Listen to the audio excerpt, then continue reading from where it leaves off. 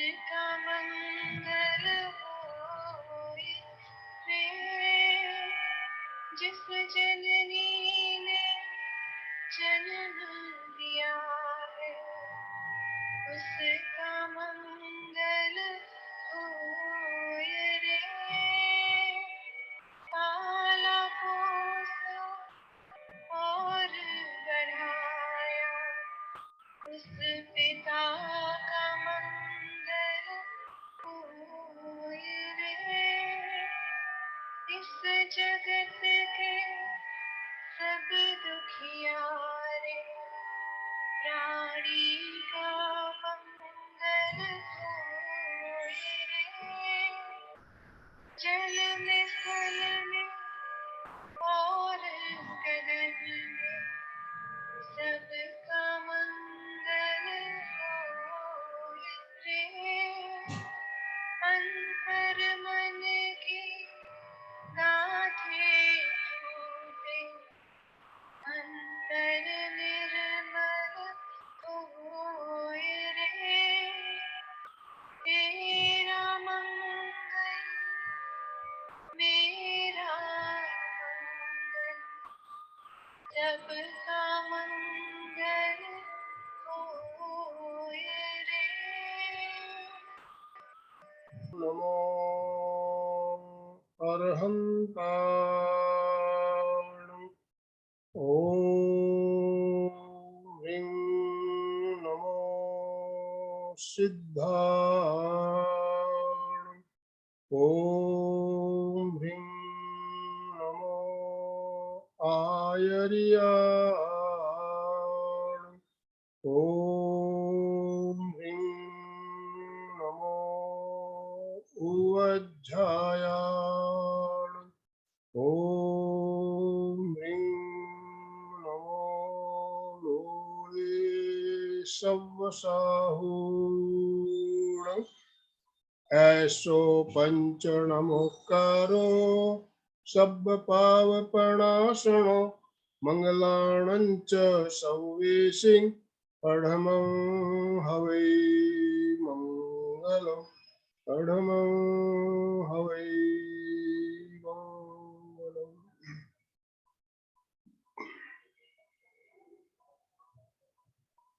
परम पावन, परम आराध्य, प्रातः स्मरणीय आचार्य श्री महासमण जी के चरणों में सत सत नमन करते हुए हम आज रात का यह विशेष वेबिनार प्रारंभ कर रहे हैं। वंदना। वंदे अरहं, वंदे गुरुवरं, वंदे सत्यम।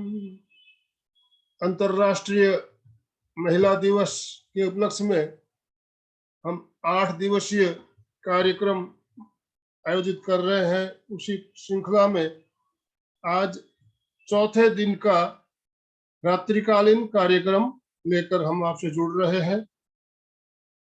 आज का हमारा जो टॉपिक है, महिलाओं के लिए एक बहुत ही महत्वपूर्ण टॉपिक, पीओडी। हर परिवार के बहनें इस समस्या से ग्रस्त रहती है और बहुत दिनों से एक ऐसा सुझाव आ रहा था इस टॉपिक पे अपने प्रोग्राम रखना चाहिए। इसी संदर्भ में हमारे साथ आज अनीता जी, डॉक्टर अनीता जी रातेड़ हमारे साथ जुड़ी हुई है। अनीता जी से हम सब परिचित हैं। हमारी जानी पहचानी अनीता जी श्रीगोंडा महाराष्ट्र से आयुर्वेदिक डॉक्टर है। आप बचपन से ही पढ़ाई में बहुत तेज, और इनका एक पहले से लक्ष्य था कि मैं डॉक्टर बनूंगी। बढ़िया नंबरों के पास होने के बाद डॉक्टर बनना इनका एक सपना था, और आयुर्वेदिक डॉक्टर, आयुर्वेद से जुड़ी। और जैसा कि हम सब जानते हैं, आयुर्वेद एक बहुत ही शानदार उपयोगी थेरेपी है। आज दुनिया इस बात को मानती है। अभी जो कोरोना का एक विषम परिस्थिति चल रही है, उसमें भी आयुर्वेद का इलाज बहुत ही कारगर साबित हो रहा है। तो आयुर्वेद से हम महिलाओं की जो समस्या है पीसीओडी, उसका इलाज कैसे कर सकते हैं, तो इसके बारे में हमें बताएगी हमारे साथ अलका जी भी जुड़ चुकी है। अलका जी, मैं आपसे निवेदन करना चाहूंगा, आपके गांव की डॉक्टर है, आप इनसे भली भांति परिचित हो, तो थोड़ा आप भी इनके बारे में बताते हुए इनको आप सादर आमंत्रित करें अनिता जी तातेड़ को। मैं सभी को पहले नम्र निवेदन है, स्वीटी, सविता जी, नेहा जी, खुशबू जी जुड़े तो है, बहुत अच्छा लग रहा है, पर आपके वीडियो ऑन कर दीजिए तो और अच्छा लगेगा। सबको मोस्ट वेलकम करते हुए, मेरी थोड़ी नेट प्रॉब्लम हो रही थी इसलिए ओपन नहीं हो रहा था, तो इसीलिए मैं क्षमा चाहती हूँ कि मुझे थोड़ा समय लगा। और अनिता जी के बारे में मैंने पहले भी एक बार परिचय दे चुकी है, और एक गांव से आई हुई लड़की, सपनों को सजाते हुए आगे बढ़ रही एक लड़की, जो परिवार से भी उनको बहुत अच्छा साथ मिला, परंतु संघर्ष इसी को कहते हैं कि जैसे अनिता जी ने संघर्ष को भी सामना किया है, पढ़ने की ललक मन में होते हुए, पिता की इच्छा भी वही होने के बावजूद जब वो 10th में थी तब इनके पिताजी का हार्ट अटैक हुआ था। जान सकते हैं कि जब अपने पिता को हम खोते हैं तो कितना बड़ा जीवन में हमें खोने का एहसास होता है। और ऐसे में ही 12वीं में वो 90% और बी ग्रुप में 96% मार्क ला के आगे गई, यानी अपने पापा की बहुत इच्छा थी डॉक्टर होना है, उसको ध्यान में रखते हुए हमारी अनिता जी उनका हार्ट अटैक होने के बाद उनका सपना पूरा करने का प्रयत्न कर रही थी। और उनका भी सपना यही तो था कि मुझे करना है, आगे बढ़ना है। तो ऐसे करते करते पुणे की बहुत ही सुप्रसिद्ध कॉलेज तिलक आयुर्वेद पुणे, उसमें उन्हें एडमिशन लिया और BA MS करके वो प्योर आयुर्वेदिक प्रैक्टिस करने के लिए तैयार हो गई थी। साइड बाय साइड उनको योगा भी बहुत अच्छा लगा था, तो योग विद्याधाम से ज्वाइन किया और उन्होंने diploma in yoga and Ayurveda भी किया। 2000 में इनकी शादी हुई। अब शादी होने के बाद जब इनकी शादी अभय जी से हुए तो वो और अभय हो गए, क्योंकि इनका साथ भी बहुत अच्छा था, बहुत अच्छे, उनको मेडिकल शॉप था उनका। और एक छोटी गांव श्रीगोंदा, तो मेरा तालुका का गांव है, और श्रीगोंदा के बाजू में एक छोटी सी फैक्ट्री है, उसे श्रीगोंदा फैक्ट्री के नाम से जाना जाता है। वहां से ये अनीता हमारी अपने हस्बैंड के साथ आगे अपने जीवन के प्रगति की रास्ते पे चलने लगी है, और फिर पति ने उनको पूरा का पूरा साथ दिया, और इस प्रकार वो आगे बढ़ती रही। और 2013 में उन्होंने श्रीगोंदा में पाठशाला चलती थी, उसमें भी पढ़ाया है। और श्रीगोंदा में सबसे बड़ी बात, उनके 2 बच्चों को भी उन्होंने प्रतिक्रमण, भक्तांबर ये सब सिखाया हुआ है। तो ऐसी हमारी अनीता डॉक्टर की पढ़ाई के साथ मेडिकल प्रैक्टिस करते करते बच्चों को भी अच्छे संस्कारित कर रही थी। और उन्होंने श्रीगोंदा में श्रीगोंदा प्रैक्टिस शुरू कर दी। देखिए, घर से, गांव से, एक छोटे गांव से 12 किलोमीटर का प्रवास कर इनको रोज श्रीगोंदा आना पड़ता था। और ये प्रवास उनको स्कूटी पे करना पड़ता था, व्हीकल पे करना पड़ता था।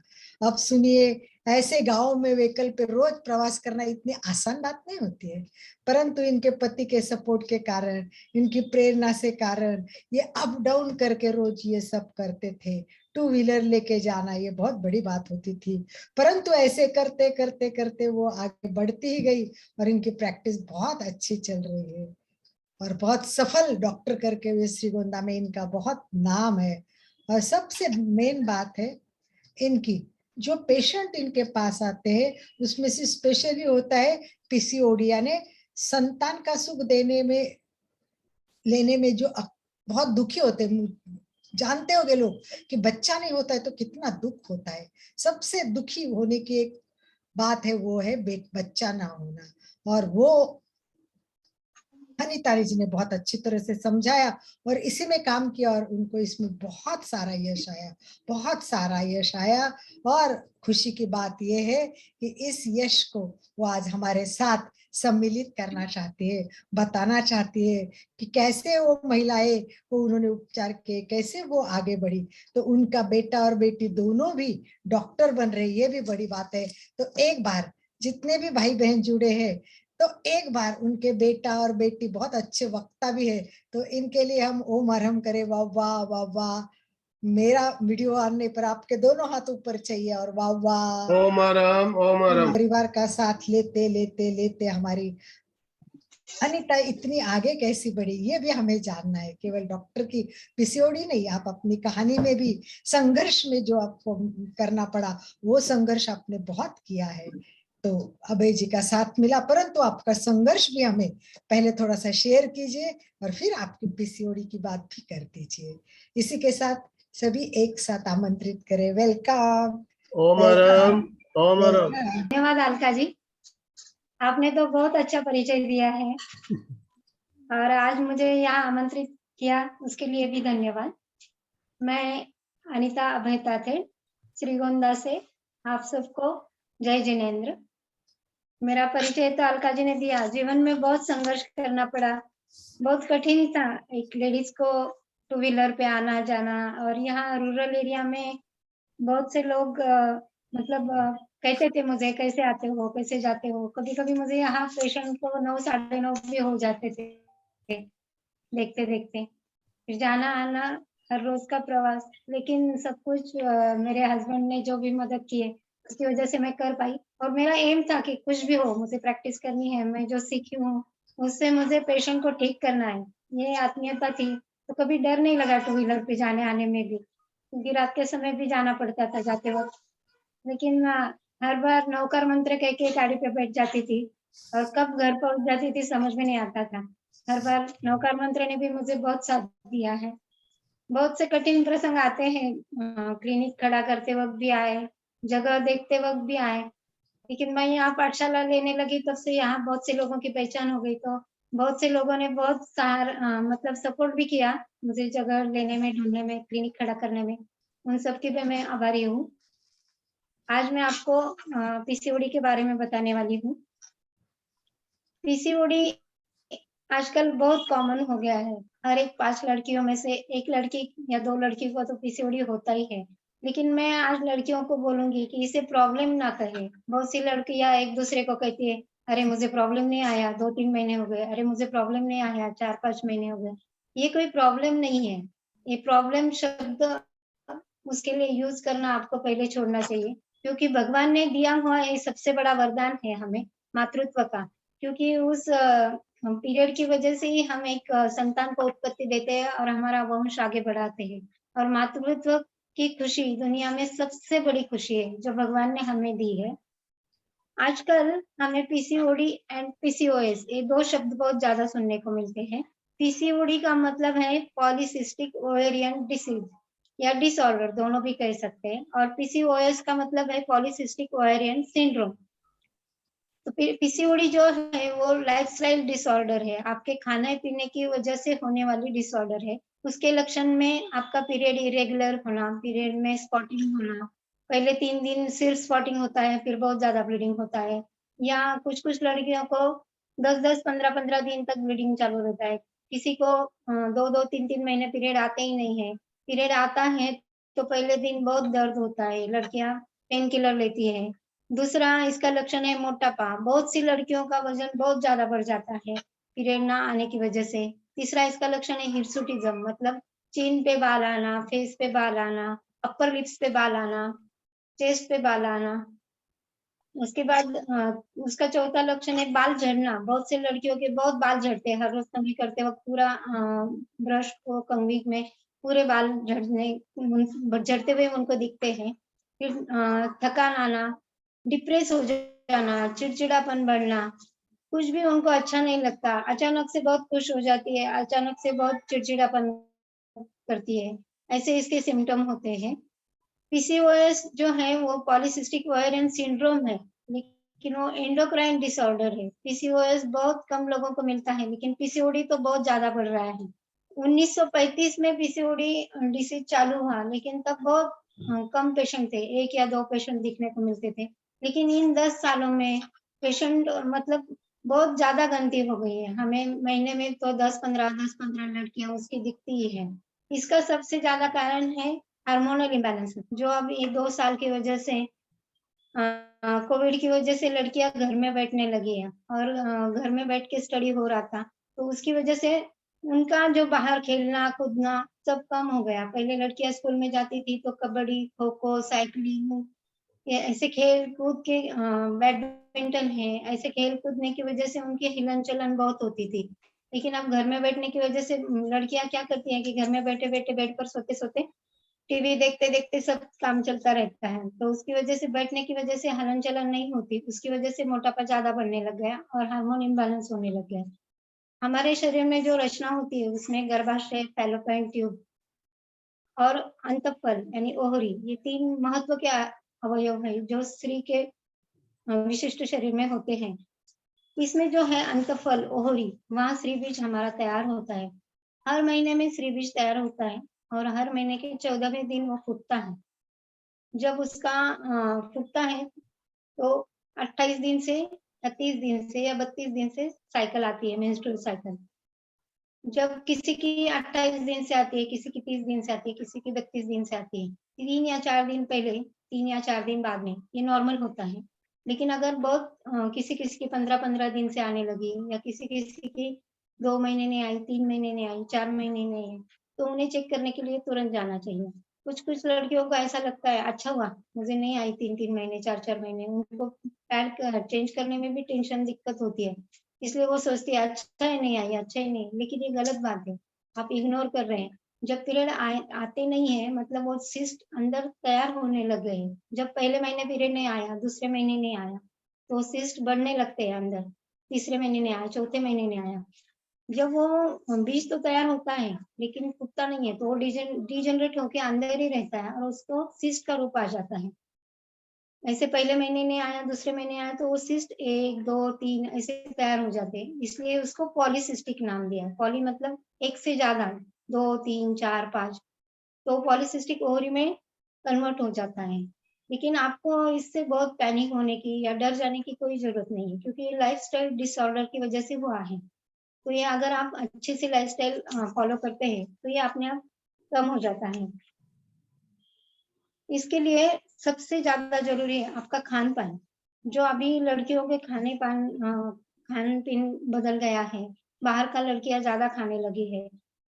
स्कूल में लड़कियों का प्रेशर बढ़ रहा है पढ़ने का, ऑनलाइन में भी करती है तो रात को ज्यादा जागती है, पढ़ने का प्रेशर। और जो ड्यूटी करने वाली वुमेन्स होती है उनको ऑफिस का टेंशन, घर का टेंशन, ये दोनों टेंशन की वजह से स्ट्रेस बहुत रहता है। इसमें मन का फैक्टर बहुत ज्यादा है। लड़कियां खुल के बात करती नहीं है, अपने दिल की बात किसी से कहती नहीं है। उन्हें ऐसा लगता है कि मुझे समझने वाला कोई नहीं है, लेकिन उन्होंने अपनी माँ से अपने दिल की बात खुलकर करनी चाहिए, तो उनका स्ट्रेस हल्का हो जाएगा। और वो स्ट्रेस अगर हल्का करती है तो उनका मन खाली हो जाएगा, तो हार्मोन बैलेंस होने में मदद हो जाएगी। रात को जब स्टडी करते हैं 12-1 बजे तक और नींद नहीं आए इसलिए चाय कॉफी पीते रहते हैं। चाय कॉफी जितनी ज्यादा लेंगे, कोई कोई लड़कियां तो कोल्ड कॉफी लेते हैं, उससे और पित्त बढ़ने लगता है और पित्त और वात का असंतुलन होके हार्मोन्स और चेंज होने लगते हैं। इसलिए चाय कॉफी से दूर तो रहना ही चाहिए। पहले लड़कियां घर में झाड़ू पोछा बर्तन, जो पुराने जमाने की लड़कियां घर में करती थी, मैदानों में खेलने जाती थी, पकड़ा पकड़ी खेलती थी, साइकिलिंग करती थी। लेकिन अब आजकल लड़कियां हर एक के घर में काम वाली होने की वजह से कोई लड़कियों को काम एक भी काम करने के लिए कहता नहीं है। काम नहीं करती, व्यायाम नहीं करती, इसलिए उनकी हलन चलन हो ही नहीं रही, एक जगह पर बैठ के रह जाती है।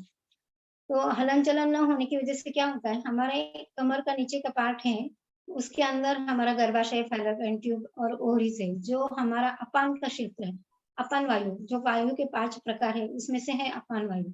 अपान वायु नीचे के सेंटर में होने की वजह से जब हमारी हलन चलन नहीं होती है तो वो वायु प्रकोपित होता है और हमारे कमर के नीचे का हिस्सा उसमें होने की वजह से वायु के प्रकोप के कारण से हार्मोन इम्बैलेंस हो जाते हैं और वो जो श्री बीज फूटता नहीं है उसकी वजह से उसमें सिस्ट होने लगते हैं। और दूसरा एक सबसे बड़ा कारण है मल मूत्र विसर्जन। बहुत से लेडीज का ये बहुत बड़ा प्रॉब्लम है। जब भी यूरिन को आती हैं, वो स्कूल में हो, प्रवास में हो, ऑफिस में हो, यूरिन को आई है तो तुरंत जाना चाहिए, लेकिन क्या करती है वो आधा घंटा 1 घंटा यूरिन को रोक के रखते हैं और बाद में 1 घंटे के बाद जाते हैं यूरिन को, तो उससे उसको बोलते हैं आयुर्वेद में वेगावरोध। आपका वेग को आपने धारण कर लिया है, उसकी वजह से फिर बाद में जब वो यूरिन को जाके आती है तो बाद में थोड़ा-सा उनको लोअर एब्डोमेन में पेन होता है। और लड़कियाँ क्या करती है कॉलेज में सुबह गई एक बार यूरिन को तो बाद में 2-3 पीरियड के बाद छुट्टी में भी बहुत सी लड़कियाँ जाती नहीं यूरिन को क्योंकि वहाँ का टॉयलेट गंदा है, ऐसा कह के छोड़ देती है। उसकी वजह से क्या होता है बहुत सी लड़कियों को किडनी स्टोन की प्रॉब्लम भी हो रही है, 2-2 3-3 एमएम के स्टोन उनको हो जाते हैं उसकी वजह से। और एक बात कि वो पानी भी नहीं पीती है। कॉलेज में मेरे पास तो बहुत से पेशेंट जो आते हैं पीसीओडी के, उनको पूछा ना दिन भर में कितना पानी पीती है, मैं तो घर से पी के जाती हूँ, कॉलेज में बॉटल तक नहीं लेके जाती। क्योंकि बॉटल कोई लड़कियाँ लाती नहीं है बोले कॉलेज में, तो हमें भी अच्छा नहीं लगता उनके सामने बॉटल से पानी पीना। ये गलत बात है, आपको पानी का भी बैलेंस उतना ही रखना चाहिए जितना आप खाने का बैलेंस रखते हो। खान-पान और पानी कम पीने की वजह से फिर बहुत सी लड़कियों को क्या होता है कॉन्स्टिपेशन हो जाता है, पेट भी साफ नहीं होता। फिर कड़क टॉयलेट होने की वजह से वापस वात का प्रकोप होता है। वात का प्रकोप होने से, हार्मोन इम्बैलेंस होने से फिर से उनका असंतुलन हो जाता है और रप्चर नहीं होता, इससे फिर से सिस्ट बनने लगते हैं।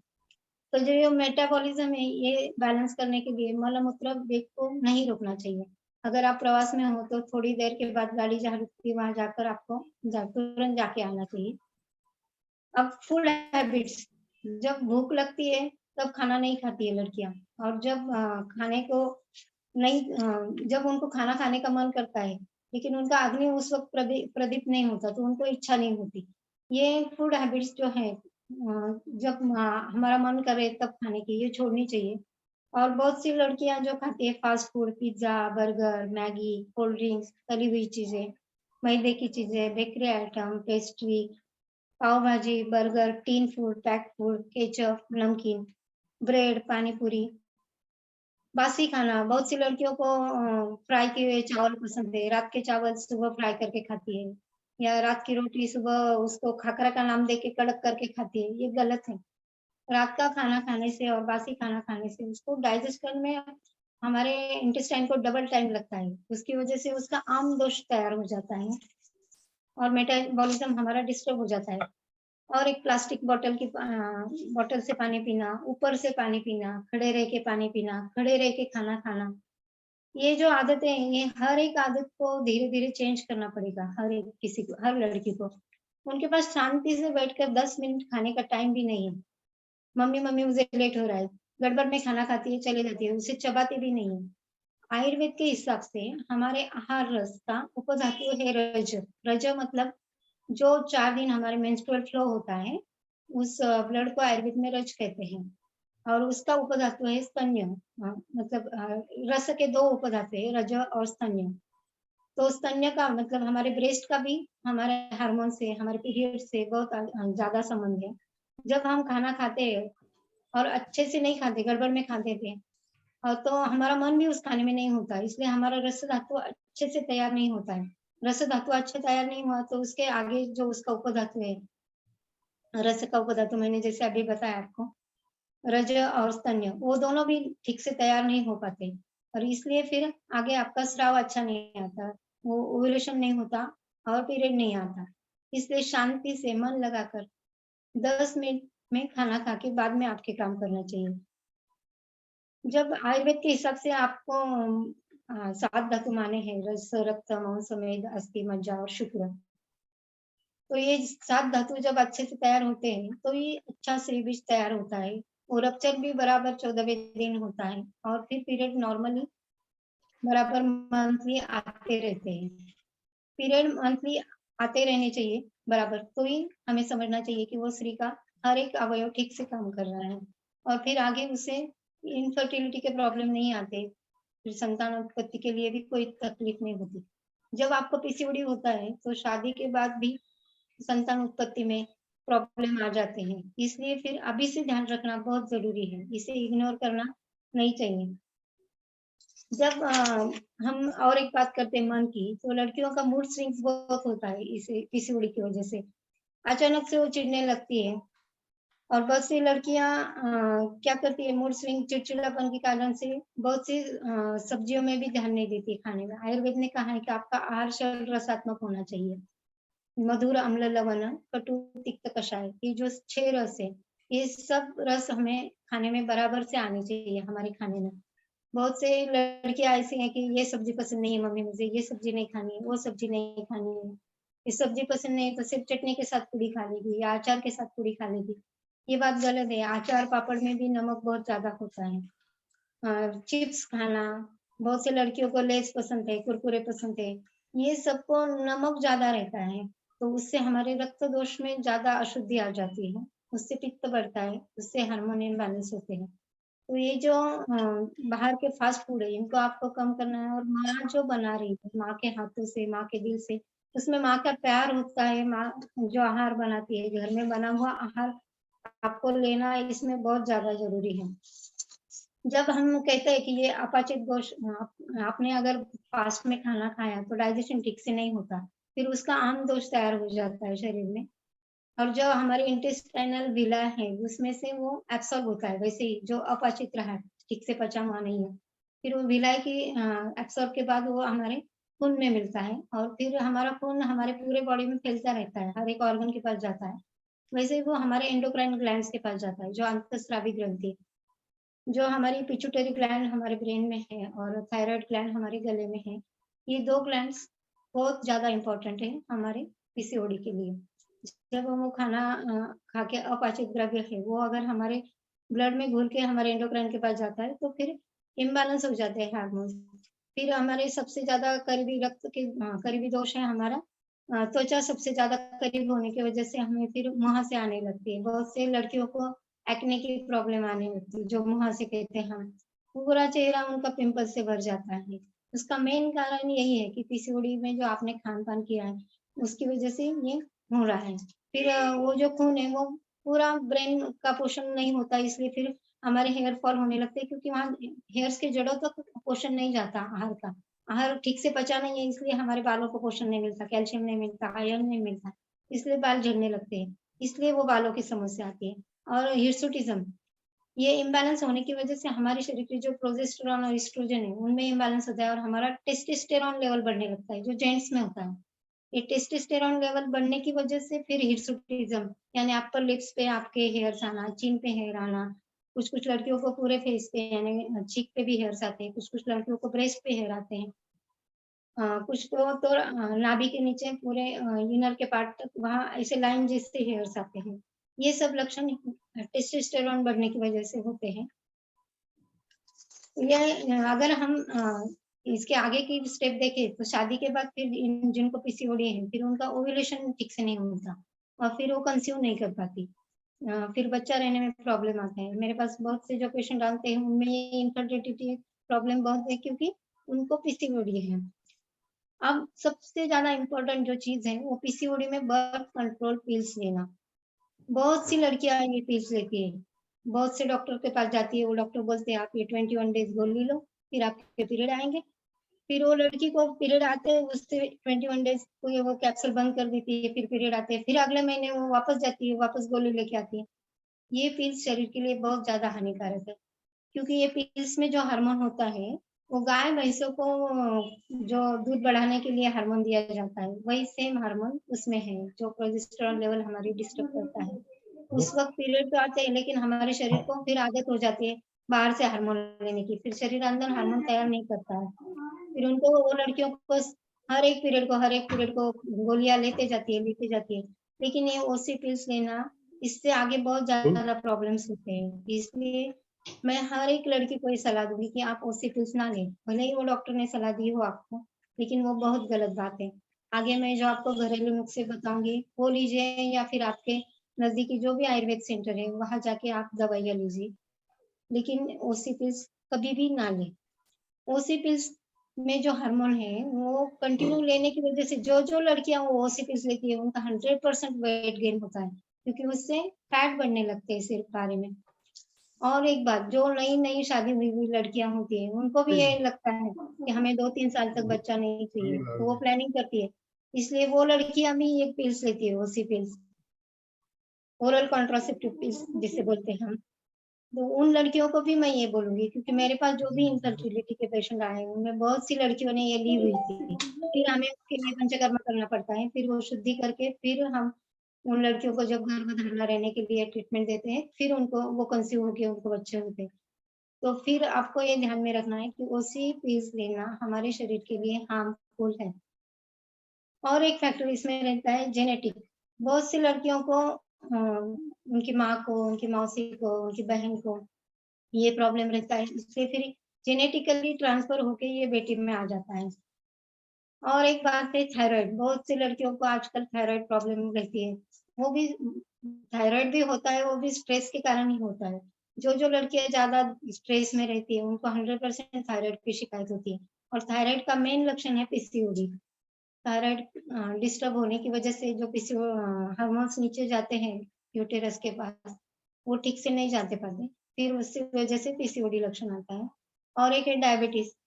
आजकल ऐसा लगता है कि डायबिटीज तो बड़े लोगों में होता है, लड़कियों में होगा ही नहीं, ऐसी कोई बात नहीं है। आजकल हमारा खान पान इतना बदल गया है, लेजी वर्क हो गया है, उसकी वजह से बहुत सी सीडेंटरी लाइफ होने की वजह से इन 2 सालों में बहुत से लड़कियों को भी डायबिटीज पाया गया है। और डायबिटीज में इंसुलिन रेजिस्टेंस होने की वजह से पीसीओडी होता है, और पीसीओडी में भी इंसुलिन रेजिस्टेंस होने की वजह से डायबिटीज भी हो सकता है। ये दोनों एक दूसरे की वजह से हो सकते हैं, इसलिए हमें वो भी सोचना पड़ता है इसमें। तो जिनको जिनको मोटापा इसकी वजह से हुआ है उनको ये ध्यान रखना पड़ता है। और जो पुरुष लड़की है, मतलब पतली लड़की है, उसको भी पीसीओडी रहता है, लेकिन फिर उन उसको जो हुआ है वो अन्न का पोषण ठीक से न मिलने की वजह से उसके हार्मोन इम्बैलेंस हो जाते हैं, इसलिए वो वीक लड़की में भी पीसीओडी पाया जाता है। फिर हमें ट्रीटमेंट देते वक्त दोनों को अलग अलग देनी पड़ती है। जो वीक लड़की है उसको गृहण चिकित्सा देनी पड़ती है, जिसमें उसका पोषण हो, उसका वेट गेन हो और पीसीओडी भी साथ में ठीक हो जाए। और जो बहुत फैटी पेशेंट है उनको हमें अलग ट्रीटमेंट करनी पड़ती है। मोस्टली तो सब पंचकर्मा उनमें करने पड़ते हैं, जिससे उनका वेट भी कम होता है और पीसीओडी भी कम पड़ता है। और एक बात है, स्त्री पुरुष समानता के कारण हमारी लड़कियां लड़कों जैसे कपड़े पहनने लगी है, उनको फैशन लगती है, बहुत से टाइट जीन्स पहनती है, टाइट टॉप पहनती है। तो ये टाइट जीन्स पहनना, टॉप पहनना, इसकी वजह से क्या होता है कि हमारे लोअर एब्डोमेन पे बहुत सी लड़कियों के टाइट जीन्स की वजह से प्रेशर आ जाता है, और वहां का वात प्रकोप होने की वजह से हार्मोन इम्बैलेंस हो जाते हैं। और जब ये टाइट जीन्स पहनना, ये कपड़े पुरुषों जैसे पहनते हैं, तो जो हमारे भारतीय परंपरा में पहनावा बताया गया है, आभूषण बताए गए हैं, जो स्त्री को स्त्री होने का एहसास दिलाते हैं, और वो आभूषण भारतीय पहनावा पहनने के कारण से हमारे जो स्त्रीत्व के हार्मोन है, प्रोजेस्टेरोन और एस्ट्रोजन, ये बैलेंस रहते हैं। लेकिन जब लड़कियां जीन्स टॉप, मैं ऐसा नहीं कहती कि उनको पहनने नहीं चाहिए, लेकिन वो ज्यादा टाइट पहनने की वजह से जीन्स टॉप पहनती है, तो उनका जो स्त्रीत्व के लक्षण है वो अपने आप चेंज होते जाते हैं, और उनका टेस्टोस्टेरोन लेवल ज्यादा बढ़ने लगता है, उसकी वजह से भी पीसीओडी होता है। इन सब कारणों की वजह से हार्मोनल इम्बैलेंस होना, पीसीओडी बढ़ना और बाद में वंध्यत्व के केसेस बढ़ते जाना, ये सब होने लगता है। और एक बात लड़कियों को ध्यान में रखना है कि बहुत सी लड़कियों को पीरियड के वक्त चेस्ट में पेन होता है, चेस्ट में गुठली जैसा उनको महसूस होता है, और वहाँ पीरियड के 2-3 दिन पहले पेन होता है, और पीरियड आने तक पेन चालू रहता है। तो ये बात भी उनको अवॉइड नहीं करनी चाहिए। हर रोज नहाते वक्त ब्रेस्ट के वहाँ भी ध्यान हम सबको देना चाहिए कि वहाँ प्रेशर देने से कहीं दर्द तो नहीं हो रहा है, कहीं गुठली जैसा हमें महसूस तो नहीं हो रहा है। ये पीरियड के वक्त, पीरियड के 2-3 दिन पहले हर लड़की को चेक कर लेना चाहिए। अब ये सब देखने के बाद जब किसी को लगे कि थोड़ी गुठली वो ज़्यादा लग रही है या ज़्यादा बड़ी है, पेन ज़्यादा हो रहा है, तो तुरंत नज़दीकी किसी भी डॉक्टर को आप तुरंत दिखा दीजिए। अब इसमें जो हम पीसीओडी का पथ्य आपको आहार-विहार बताने वाली हूँ, उसमें सबसे ज़्यादा आपको जो महत्व का काम करना है, वो आपकी फूड हैबिट्स चेंज करना है, और ज़्यादा से ज़्यादा नेचुरल चीज़ों को अपनाने की कोशिश करनी है। जो खाना आपको खाना है, वो सात्विक हो, हल्का हो, गर्मा गर्म खाना है और जो आसानी से पचने वाला हो, ऐसा दिल से आहार का सेवन करें। और खाते वक़्त आप नीचे बैठ के शांति से 10 मिनट निकाल के टीवी, मोबाइल ना देखते हुए खाना खाएँ, तो ही आपका वो खाना आहार रस अच्छा निर्माण करेगा और फिर रोज़े का अच्छा निर्माण होगा। आपको खाना खाने के पहले और सुबह ब्रश करने के बाद तुरंत गाय का घी 2 चम्मच गुनगुने पानी में डाल के लेना है। गाय का घी जो है वो वात का प्रकोप शमन करता है और अंदर से स्निग्धता उत्पन्न करता है। इसे अच्छे से स्नेहपान करते हैं आयुर्वेद में, मतलब वैसे के वैसे घी लेना, उसमें कोई दवाई मिक्स नहीं करनी है आपको। गाय का घी गर्म पानी में लेना है। उसके बाद जो सीज़नल वेजिटेबल्स होते हैं, फ्रूट्स होते हैं, जो प्रकृति ने हमारे लिए भेजे हैं, वो वैसे के वैसे आपको सीज़न के हिसाब से खाने हैं। सीज़न के हिसाब से जो भी वेजिटेबल्स ताज़े-ताज़े मिलते हैं, वो आप खाएँ। स्वाद बढ़ाने वाली जो चीज़ें होती हैं, चना दाल है, मटकी है, चौली है, सूखा बटाना है, ये चीज़ें अवॉइड करनी है। उसके बाद गेहूँ, ज्वारी, दाल, नाचनी, ये सब चीज़ें आपको खानी है, जिसमें कैल्शियम हो, आयरन हो, विटामिन्स हो। मूँग दाल की खिचड़ी, भाजने के थालीपीठ, ऐसे रोस्टेड आइटम ज़्यादा खाने से जल्दी पीसीओडी कम होता है।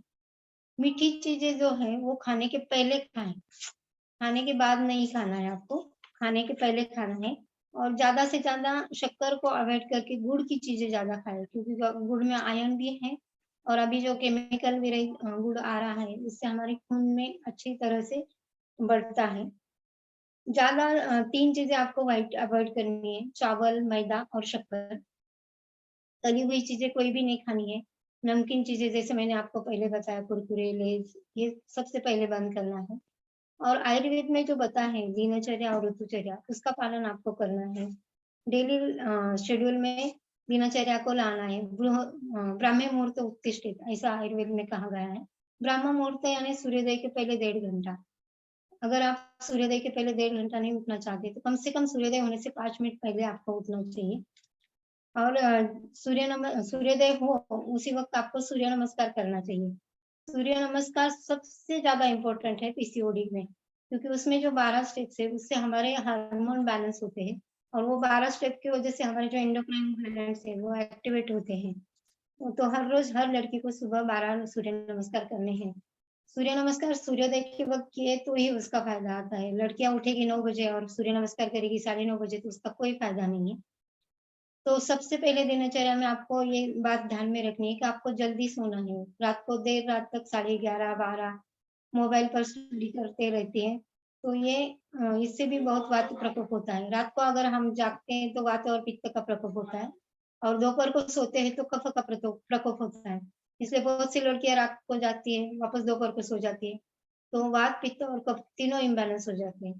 तो आपको 10:30, 11 को सोना है और सुबह ब्राह्मण मुहूर्त यानी 5:30, 6 बजे तक कम से कम उठना चाहिए और फिर आपका शेड्यूल जैसा है वैसा करके फिर आप सूर्य नमस्कार करना बहुत ज़रूरी है। सुबह जब आप उठते हैं तो जिनको कॉन्स्टिपेशन की तकलीफ है वो भी नहीं होती, क्योंकि सुबह का वात का काल है, तो उसमें मूलमूत्र वेग का विसर्जन अपने आप नेचुरली होता है। तो जिनको कॉन्स्टिपेशन है उन लड़कियों ने तो ये बात अपने मन में ठान ही लेनी कि उन्हें जल्दी उठना है। जब आप रात को देर से सोते हैं तो हमारा 10 से 2 बजे तक का जो काल है वो लीवर का डिटॉक्सिफिकेशन का काल होता है। इसलिए हमें शाम को जल्दी खाना खाना चाहिए। 7, साढ़े 7 या 8 बजे तक खाना खा के फिर आपको साढ़े 10 बजे तक सोना है। तो फिर वो लीवर को डिटॉक्सिफाई जो एजेंट करना है, उसको जो 10 से 2 का पीरियड है, उस पीरियड में मोस्टली डिटॉक्सिफिकेशन हमारे बॉडी का चलता रहता है। हमारे जो बायोलॉजिकल क्लॉक है, उसी हिसाब से हम चलेंगे, तो हमारा शरीर अच्छा रहेगा। इसलिए हमें रात को जल्दी खाना खाना ये बात बहुत ज़रूरी है। उसके बाद आपको सुबह जल्दी उठना है और सूर्य नमस्कार करना है। सुबह की एनर्जी जो होती है वो कॉस्मिक एनर्जी हमें अगर मिलती है तो हमारी पॉजिटिविटी बढ़ती है। सुबह का नज़ारा, सूर्योदय जब हम देखते हैं तो हमारे पाँचों इंद्रिय प्रसन्न होते हैं। सबसे पहले हम जब सुबह उठते हैं तो हमें अच्छी चीज़ देखनी चाहिए। आप जब विंडो से बाहर देखेंगे तो हरा झाड़ देखो या झाड़ पे आपके जो पंछी आते हैं उनको देखो। ये अच्छी चीज़ आपका जो चक्षुंद्रिय है उसको प्रसन्न करती है। और जो रसनेंद्रिय है उसको भी आप सुबह पहले अच्छी बात बोलो या जय जिनेंद्र बोलो, नवकार मंत्र बोलो। सुबह उठते ही आपको आपका जो श्रोतेंद्रिय, चक्षुंद्रिय और घ्राणेंद्रिय के बारे में मैं बता रही हूँ। रसनेंद्रिय, अभी मैंने अच्छा बोला। सुनने के लिए नवकार मंत्र की धुन सुबह सुने पहले, तो वो हमारे श्रोतेंद्रिय के लिए हुआ। घ्राणेंद्रिय मतलब अच्छी सुगंध आपको सुबह-सुबह आनी चाहिए। उदबत्ती की सुगंध बहुत से लोगों को पसंद होती है, तो या फूल की सुगंध सुबह लेते हैं। तो ये जो 5 इंद्रियों का वर्धन है, ये सुबह उठते ही हमें ये सब पाँचों इंद्रियों का अच्छे-अच्छे भाव लेने हैं, तो हमारा पूरा दिन अच्छा जाएगा। तो सुबह जब जिन्होंने जो सूर्योदय देखते हैं, उनको ये बात पता होगी कि कितना फ्रेश लगता है और हमें एनर्जेटिक पूरा दिन अच्छा लगता है। और एक बात ज़रूरी बात है कि हमारा जो शरीर है, वो 5 भौतिक तत्वों से बना हुआ है। पृथ्वी, आप, तेज, वायु और आकाश। इन पाँचों महाभूतों का हमारे प्रकृति में जैसा है, वैसा ही हमारे शरीर में है। इसलिए फिर हमें सुबह सूर्य नमस्कार करते वक़्त अगर हम गच्ची पे करें सूर्योदय के समय में, तो हमारे शरीर में सूर्य की एनर्जी भी आएगी और अग्नि तत्व भी आएगा और वायु तत्व यानी ऑक्सीजन तो बाहर खुली हवा में बहुत रहता है। तो ये अग्नि और वायु तत्व हमें अगर अंदर लेने हो तो हमें खुली हवा में ज़्यादा से ज़्यादा आसन, प्राणायाम, मेडिटेशन जो भी करना है वो करेंगे।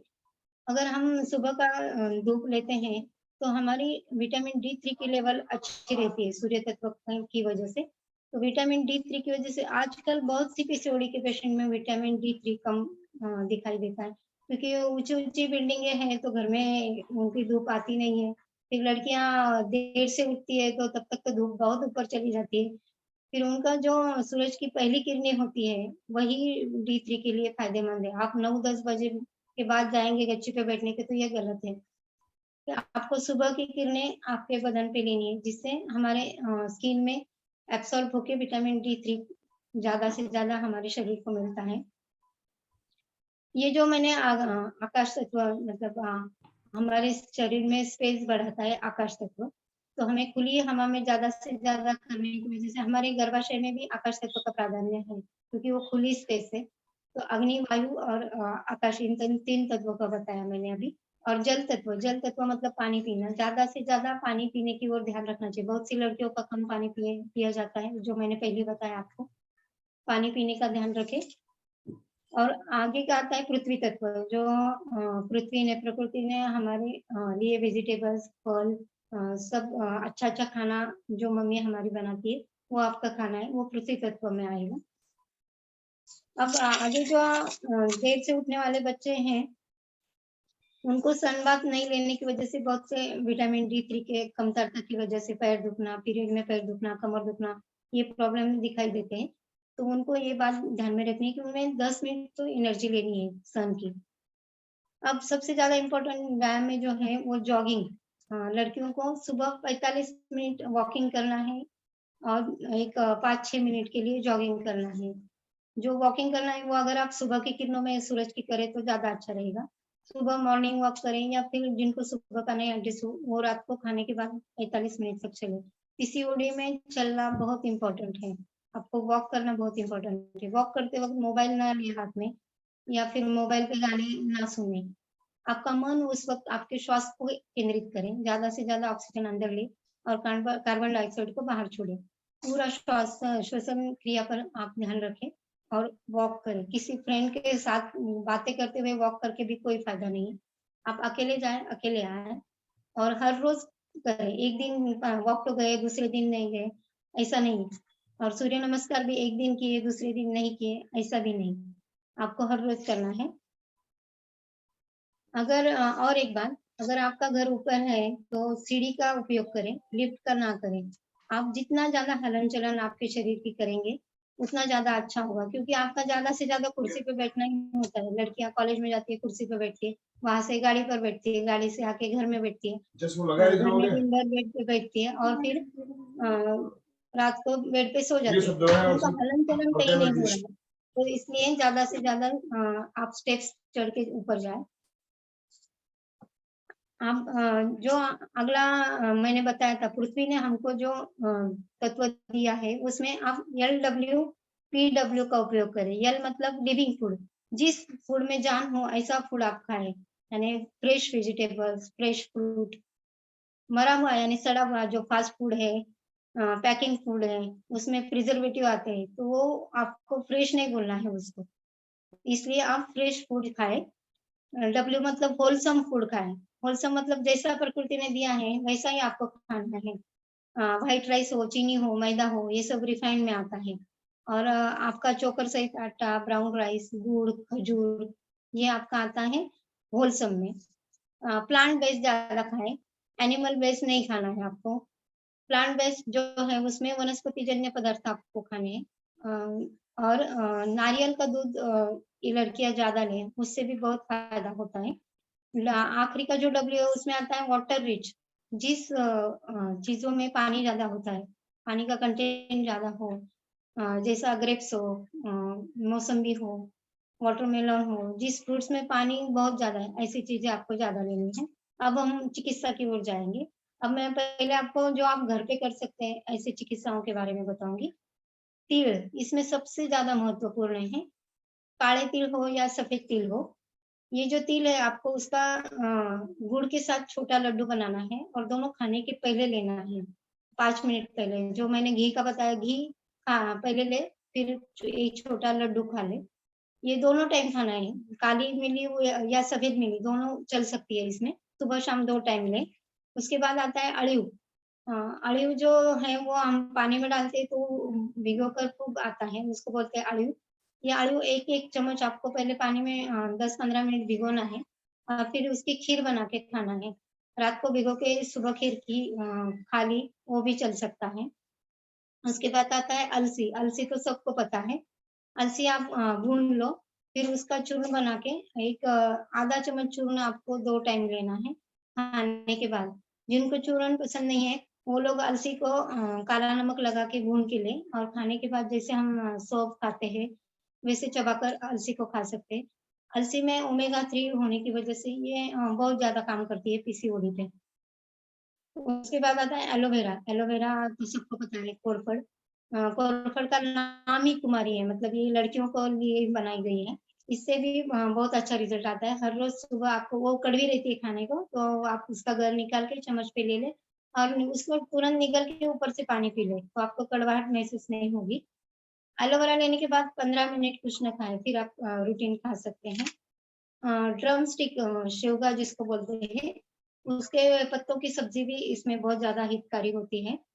जो भी खाना आप बनाते हैं, वो लोहे के बर्तन में बना के खाएँ तो उसमें बहुत ज़्यादा फ़ायदा होता है क्योंकि बहुत से लड़कियों में एनीमिया के लक्षण भी बहुत दिखते हैं पीसीओडी में, इसलिए उनको ब्लीडिंग कम होता है पीरियड्स में। तो एनीमिया के लक्षण के लिए लोहे के बर्तन में जो खाना बनाते हैं वो अच्छा रहता है। और हर रोज़ सुबह आपको 2 काली खजूर और रात को भिगोए हुए मनुका 5-10 मनुका आप रात को भिगो दें और सुबह उठते ही मनुका, खजूर और अंजीर, सूखे अंजीर वो साथ में ले सकते हैं, तो इसका रिज़ल्ट बहुत अच्छा आता है। मेथी दाने भी इसमें बहुत अच्छे काम करते हैं। जो लड़कियाँ मोटापा है जिनको, उनको भी बहुत उपयुक्त है। आधा चम्मच रात को आप इसको भिगो दें पानी में और सुबह उठते ही उसका जो ऊपर का पानी है वो छान के उसको पहले आपको गुनगुना करना है और फिर पीना है। दालचीनी चूर्ण भी बहुत उपयुक्त है इसमें। दालचीनी का चूर्ण आप पाव चम्मच हर रोज़ सुबह-शाम 2 बार ले सकते हैं। पपई से भी बहुत अच्छे रिज़ल्ट आते हैं पीसीओडी में। पपई भी आपको बहुत अच्छी है इसमें।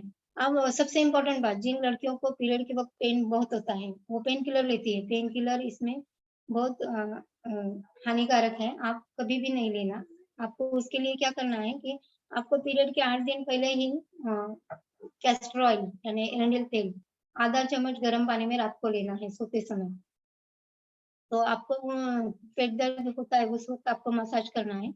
अपने लोअर एब्डोमेन में और क्लॉकवाइज़ मसाज करना है, उल्टा हाथ नहीं घुमाना है। क्लॉकवाइज़ मसाज करके 10 मिनट रुकना है, फिर गरम पानी के तीली से सेक लेना है। तुरंत पेट दर्द कम होता है। फिर भी नहीं हुआ तो फिर आपको एक आधा चम्मच गाय का घी और एक चुटकी चुटकी भर हींग को उसमें गरम करके वो पीना है, ऊपर से गरम पानी पीना है, उससे भी तुरंत दर्द कम हो जाता है। कमर भी सेक लेनी है जब आप पेट सेक लेते हैं तब। अब जो इसमें दवाइयाँ हम यूज़ करते हैं उसमें शतावरी कल्प, शतावरी सबसे ज़्यादा इम्पोर्टेंट है क्योंकि हमारे वो गर्भाशय को बल जो है, गर्भाशय को ताकत देती है, ओवरी को ताकत देती है। इसलिए शतावरी कल्प दिन में 2 बार आप 2-2 चम्मच ले सकते हैं। अशोक भी इसमें बहुत रप्चर हो जाते हैं और दूसरा है नस्य। हर रोज़ रात को सोते समय अगर आप 2-2 बूंद गाय के घी नाक में डालें, तो उससे हमारे पिट्यूटरी ग्लैंड एक्टिवेट होते हैं और थायराइड एक्टिवेट होके हमारे हार्मोन बैलेंस होते हैं। और वमन, जिनको मोटापा है उनको तो वमन एक बार नजदीकी डॉक्टर के पास, आयुर्वेद डॉक्टर के पास जाके कर ही लेना चाहिए, उसके बहुत अच्छे रिजल्ट है। अब मैं आपको सिर्फ आसनों के नाम बताती हूँ जो आपको इम्पोर्टेंट है। मैंने पहले सूर्य नमस्कार के बारे में तो बताया ही, फिर सीधा सोकर जो करते हैं उसमें आता है उत्तान पादासन, विपरीत करनी, हलासन और मत्स्यासन। फिर आपको उल्टा सो के जो करने आए उसमें आता है शलभासन और नौकासन। बैठकर जो करने उसमें सबसे इम्पोर्टेंट आसन है तितली आसन, अर्धमत्स्येंद्रासन, वज्रासन, योग मुद्रा और उष्ट्रासन। अब खड़े होकर जो करने उसमें आता है ताड़ासन, वृक्षासन और त्रिकोणासन।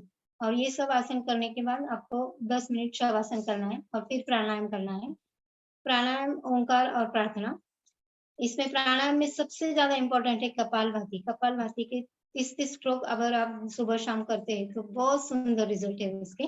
और अनुलोम विलोम, अनुलोम विलोम आपको दिन में 2 बार 10-10 राउंड करने हैं, लेफ्ट राइट ऐसा पूरा एक राउंड पकड़ के 10 राउंड उसके करने हैं। और 10 मिनट आपको मेडिटेशन करना है। हर रोज रात को सोते वक्त अगर मेडिटेशन करेंगे तो उसका बहुत अच्छा रिजल्ट है। और रात को सोते समय अगर मून लाइट लेते हैं आप तो उसके भी बहुत सुंदर रिजल्ट है। मून का जो रोटेशन होता है और हमारे मेंस्ट्रुअल साइकिल का रोटेशन होता है वो सेम होता है। और उससे मून की एनर्जी अगर आप लेते हैं तो मूड स्विंग भी कम होते हैं, क्योंकि हमें रात को चंद्रमा के पास दिखते हैं तो अपने आप फ्रेश लगने लगता है। तो इसलिए रात को 10 मिनट आप चंद्रमा के प्रकाश में जरूर बैठे। बहुत से लोगों को तो रात को चंद्रमा में रखा हुआ पानी भी पीने को हम देते हैं तो उसके भी बहुत अच्छे रिजल्ट आते हैं। जय जिनेन्द्र सर। बहुत ही सुंदर जानकारी अनीता जी, आपने आज लड़कियों की, बहनों की जो समस्या है उसके बारे में बहुत ही संक्षिप्त में, बहुत ही अच्छी बढ़िया जानकारी, जिसके अंतर्गत आपने आयुर्वेद से हम कैसे इस समस्या से छुटकारा पा सकते हैं, इसके साथ आपने आसनों के बारे में भी बताया, प्राणायाम के बारे में भी बताया, खान पान के बारे में बताया। आसन जो आपने बताया बिल्कुल सही आपने आसनों के बारे में बताया। 1 या 2 आसन मैं इसके साथ और ऐड करना चाहूंगा। तितली आसन तो सबसे बेस्ट, सबसे बढ़िया है ही, इसमें कोई संदेह नहीं। शशांक आसन भी पीसीओडी के लिए बढ़िया है और भुजंग आसन से भी लाभ होता है। 2 आसन उसमें आप और ऐड कर सकते हैं। और आपने जो कहा खान पान, मुख्य जो कारण है इसका, आज का हमारा जो खान पान है वो इसका मेन कारण है। जो हम चाइनीज फूड खाते हैं, आपने जो बात बताई वो बिल्कुल सही तरीके से आपने सारी चीजें बताई। कुछ 2 चीजें मैं और ऐड करना चाहूंगा। मुद्रा, हमारा वैसे तो मुद्रा का क्रम चल रहा है, चर्चा चलेगी, लेकिन 2 मुद्राएं इसमें बहुत ही बढ़िया बताई गई है इसके लिए, अपान मुद्रा और शंख मुद्रा। अपान मुद्रा बहुत ही सरल मुद्रा है। अपान मुद्रा मध्यमा और रिंग फिंगर और अंगूठे के अग्रभाग को मिलाते हुए ये जो मुद्रा लगाई जाती है, अपान मुद्रा, ये मुद्रा बहुत ही सरल है, इससे भी आपको बेनिफिट होता है पीसीओडी में। और शंख मुद्रा, शंख मुद्रा इस तरह से अंगूठे को हथेली के बीच में रखते हुए ये शंख मुद्रा कहलाती है। हमारा जो मुद्रा का क्रम चलेगा तब हम इसके बारे में और चर्चा करेंगे ज्यादा। तो इन मुद्राओं का अभ्यास भी फायदेमंद हो सकता है। तो आपने बहुत ही बढ़िया जानकारी दी, और जो भी भाई बहन हमारे साथ जुड़े हैं निश्चित ही उनको बहुत बढ़िया जानकारी मिली। अब मैं, किसी की कोई जिज्ञासा हो तो आप बोलिए। उषा जी ने अपने आप को अनम्यूट किया शायद। उषा जी, आप कहाँ से हो? श्रीगोंदा से हूँ सर। हाँ बोलिए। एक्चुअली सर मैंने इनका सेशन अभी सुना, तो मैंने ऑलरेडी इनसे ट्रीटमेंट ली हुई है, और उन्होंने जो भी बताया उतना मैंने उनका फॉलो नहीं किया, 50% फॉलो किया होगा, लेकिन मुझे 100% फायदा हुआ है। तो आज जितना उन्होंने बताया उतना अगर मैं फॉलो करती तो 101% मेरा जो भी, मतलब अभी तो मुझे कुछ प्रॉब्लम ही नहीं है, लेकिन जल्दी ठीक हो पाती और ज्यादा अच्छे से काम कर पाती थी लाइफ में। लेकिन अभी जो, मतलब मैं पेशेंट बन के जाती थी उतना टाइम भी नहीं मिलता था, लेकिन आज का सेशन मुझे भी बहुत फायदेमंद हुआ है। तो मैडम ने जो भी बोला है वो सच में सही चीज है, मैंने अपनाई है उसका अनुभव भी मैंने किया है। बहुत सुंदर, बहुत सुंदर। जी सर, जैसे कि आप सभी ने डॉक्टर को सुना है, वो मेरी बुआ है और we are really proud of her. ये बहुत अच्छा लगता है उनको ऐसे करते हुए देख के। जब मुझे भी बहुत बहुत सी तकलीफ हुई है, मुझे पीरियड्स में भी बहुत सी तकलीफ होती थी, बहुत पेट दुखता था। जब मैं स्कूल में थी तब मुझे स्कूल से उठ के आना पड़ता था half of the time. But उन्होंने जो मुझे ट्रीटमेंट दी, मुझे आदत लग गई थी कोई साइक्लोपाम लेना, मेप्टाल प्लस लेना। ऐसे में एलोपैथिक दवाइयाँ बहुत लेती थी, बट वो मुझे थोड़े देर के लिए ठीक कर देती थी। बट जब इन्होंने मेरी ट्रीटमेंट स्टार्ट की और आज मैं देख रही हूँ कि मुझ में जो वो एक उनका आया है कि जो तकलीफें दूर हो गई है, वो बहुत अच्छा है। बहुत ही अच्छी ट्रीटमेंट दी है उन्होंने मुझे। बहुत बढ़िया, बहुत ही बढ़िया। हाँ, मेरा भी मेनोपॉज का बहुत प्रॉब्लम था, पेन होता था बहुत कमर में, पेट में। तो अनीता जी मेरी भाभी है, इनकी दवाई से बहुत लाभ हुआ है मुझे। और किसी का कोई जिज्ञासा हो? जय जिनेंद्र। जय जिनेंद्र। आंटी क्या बोल रहे हैं, मेरा भी सेम प्रॉब्लम है। मतलब ना पीरियड्स तो भी रेगुलर होने लग गया आफ्टर मैरिज। ना पेट में बहुत दर्द रहता है, पेट और पाँव में। मतलब फर्स्ट डे थर्ड डे इस टाइप से, मतलब बियर भी नहीं होता है, इतना पेन रहता है। तो क्या करना चाहिए? हाँ हाँ, मैंने जो कैस्टर ऑयल का बताया था ना, वो आपको हाँ करना है। हर रोज रात को सोते समय आधा चम्मच कैस्टर ऑयल और गुनगुना पानी ऐसा लेना है। वो कंटिन्यू लेना है आपको 10 से 15 दिन तक। ओके और मसाज करना है पेट को। खोबरे का तेल और हींग गरम करके उसका क्लॉकवाइज मोशन में मसाज करना है और फिर गरम पानी की थैली से सेक लेना है। Okay, thank you.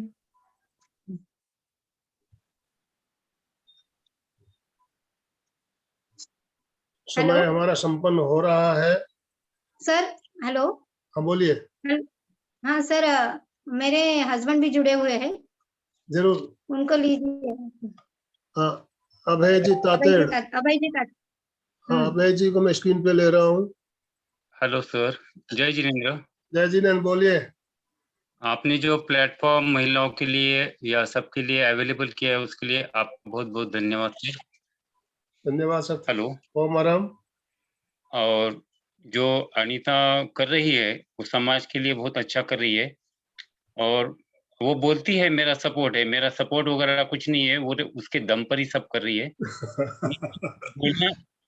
मैं सिर्फ बोलता हूँ जो करना है करो, मेरा कोई ऑब्जेक्शन नहीं है। जो करना है, ये भी तो बहुत अच्छी बात है ना सर।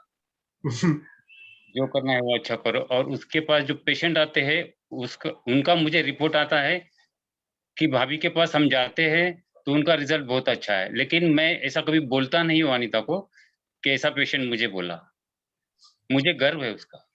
बहुत बढ़िया, बहुत बढ़िया। Thank you. दोनों हाथ जोड़ते हुए बिल्कुल सीधे बैठे, रीढ़ की हड्डी गर्दन सीधी रखते हुए, आंखों को कोमलता से बंद रखते हुए मेरे साथ साथ उच्चारण करें।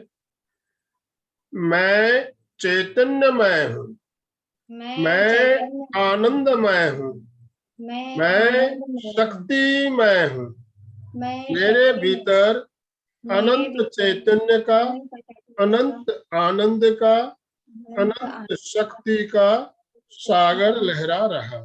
इसका साक्षात्कार करना ही मेरे जीवन का परम लक्ष्य है।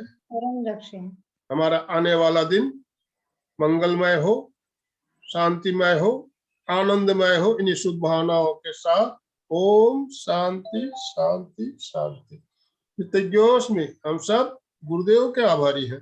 कृतज्ञोस्मि, हम सब गुरुदेव के आभारी हैं। बहुत बहुत धन्यवाद अनीता जी आपका। एमपी के फिटनेस क्लासेस और कल्याणम योग केंद्र की तरफ से बहुत बहुत धन्यवाद, बहुत बहुत आभार। आपने अपना अमूल्य समय में से समय निकालकर हमारी बहनों का इतना बढ़िया मार्गदर्शन किया, इसके लिए। और जो भी बहनें और भाई हमारे साथ जुड़े हुए हैं, सबका बहुत बहुत धन्यवाद, बहुत बहुत आभार। कल सुबह